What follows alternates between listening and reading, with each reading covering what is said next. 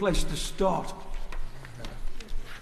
My Lords, I'd like to apologise for not having spoken at second reading. I did listen to the Noble Lord Minister's opening speech, and I had made my views clear in an earlier briefing.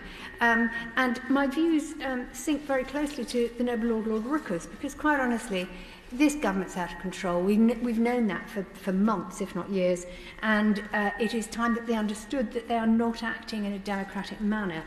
And this whole bill, it's a sort of something must be done bill, and I can understand why something must be done, but it's got so little detail that the government is expecting us to take this on trust, and I don't trust the government, so there's a big problem here for me.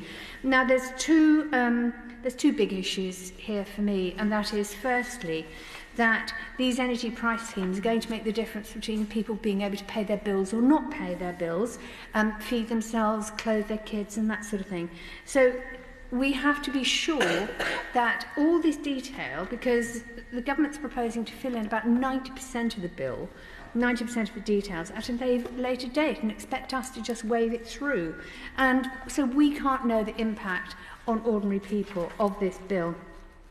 And the second thing about this bill is that the government's been determined to protect the profits of the oil and gas companies, which we all know is a piece of idiocy when we look at the climate emergency. And, of course, that profit is probably going to be reinvested into creating more and more opportunities for the oil and gas industry.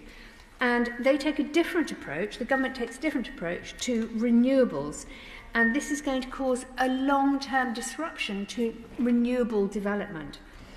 So I would argue that investors are going to be encouraged to invest more in dirty oil and gas rather than in clean renewables. And so that's a huge bailout for all those stranded assets, all those stranded carbon assets, which seems to me a completely illogical way to move forward.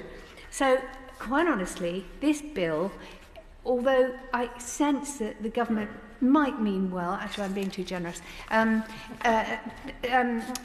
can sort of understand something must be done, but this is not it. And I really want the Minister to explain those two issues. Are people going to be able to pay their bills?